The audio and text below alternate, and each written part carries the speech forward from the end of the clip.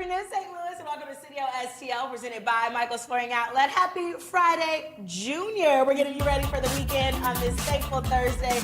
We're quite literally bringing you what's hot, because we're feeling hot. We're getting you ready for International Hot and Spicy Food Day. And of course, I had to bring in the king of history, our celebrity historian, Raffi Andonian, alongside of Nicole Kleber. We're talking a little bit of history, and of course, some hot and spicy food.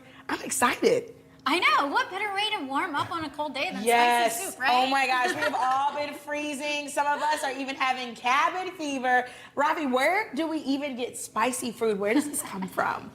From Central America and into the island of Hispaniola. Not a surprising answer, but there is a surprising twist to the story, because you might think of Thai hot peppers, for example. You might think of hot dishes coming from Africa also. However, all those peppers originate from right here in Central, when I say here, I mean Americas, in Central America. Christopher Columbus, when he was first on the island of Hispaniola, noticed that everyone was eating what he said, they don't eat anything without it, and I don't blame him.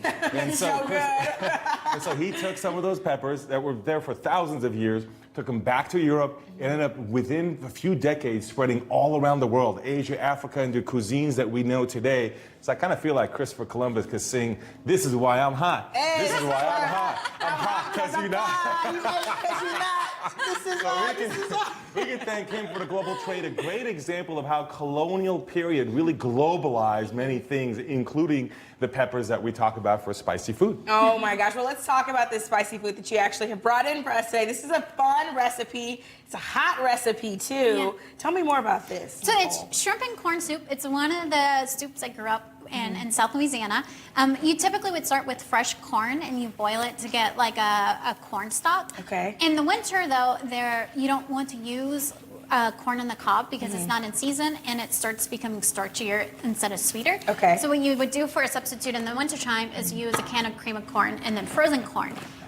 Frozen produce is a really good substitute because they freeze it right when they pick it, so you're getting it at peak. The best vegetables at the peak, right? Right. That's a win in my book. Okay, what else are we doing to make this recipe? Along with every other Louisiana dish, you have the Trinity, which is bell pepper, onion, and celery. Oh. So that's kind of a staple. In French cuisine, it would be mirepoix, so you would have carrots in place of bell pepper, but we like to change it up some.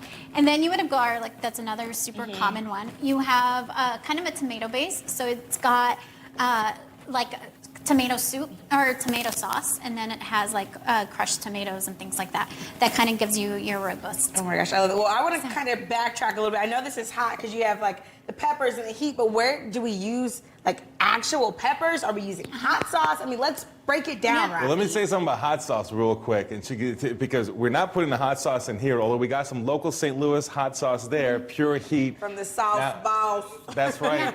And I thought it would make a lot of sense here, but she mentioned Louisiana, the Holy Trinity. Of course, you also think of Tabasco from Louisiana. Here's a historical tidbit on that. Tabasco is actually created by a Mexican-American war veteran who was down in Mexico, Central America we talked about, brought it back to Louisiana. McIlhenny is his name, it's still in the company, it's still called that, and came back and used those Tabasco peppers to make the hot sauce that we know. So that's where it comes from also. Yep, back to that ties to Central America and the exchange of cultures. That is so cool. I had no idea. Louisiana people also have that, of course, so they love spicy food. So tell us which spices in This one it comes partly from rotel, which is just like tomatoes with chili, and also with cayenne pepper. Oh, so cayenne's really where you get your heat kicked up. And red pepper, it's a cool pepper because it gives you a lot of heat without a whole lot of the flavor. Okay. So like black pepper, if you're trying to get it super spicy, you'll start tasting a lot of black pepper flavor before you get the heat kicked up. The more you know. I like cayenne. Cayenne's one of my favorite things to add to anything. It just gives it like kind of the sweet, subtle heat, right? Yeah. Just a little balance. Like you said, balance. Right. It's all about balance. Okay, so we have the corn, we have the Trinity, we have that cayenne pepper, we have a little bit of black pepper. How spicy is this recipe, actually? Well, so you can adjust it to how you want it. I think it has like a little bit of a kick. You'll definitely will feel the pepper, I think, in my taste. Okay. But if you don't like it, you can always like use less of it, or you can increase it with more cayenne. Cayenne can get really hot. Cayenne can get hot. I love cayenne pepper. So it's a good one. And then the star of it, though, is you have to have the shrimp.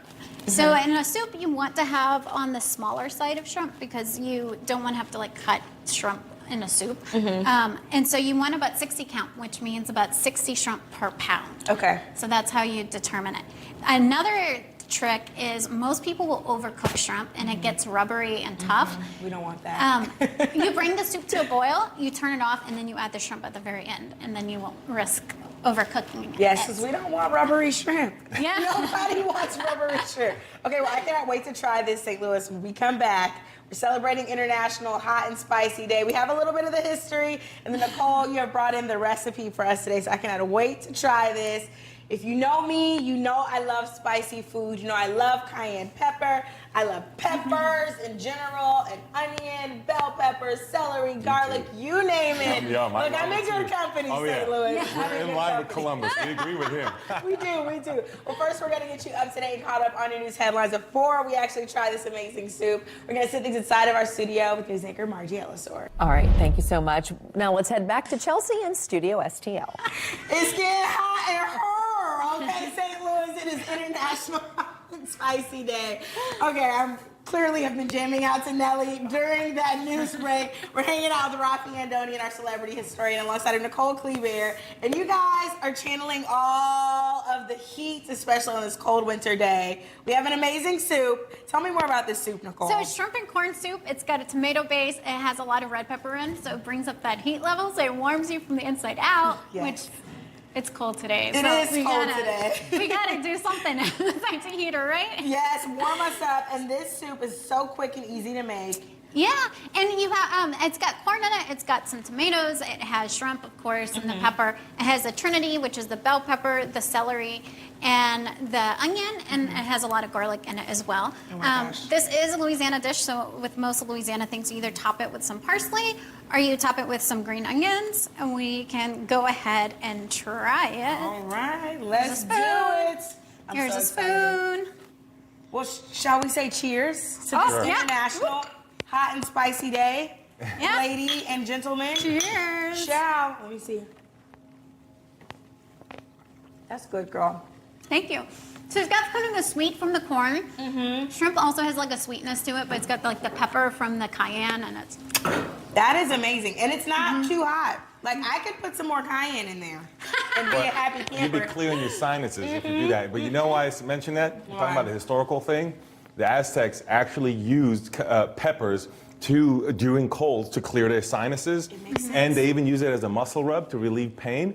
And they even use it in war. Like we think of pepper spray, think of it like that. I mean, So that's historic honestly uses. incredible. Historic uses. It makes sense, St. Louis. We're clearing our sinuses.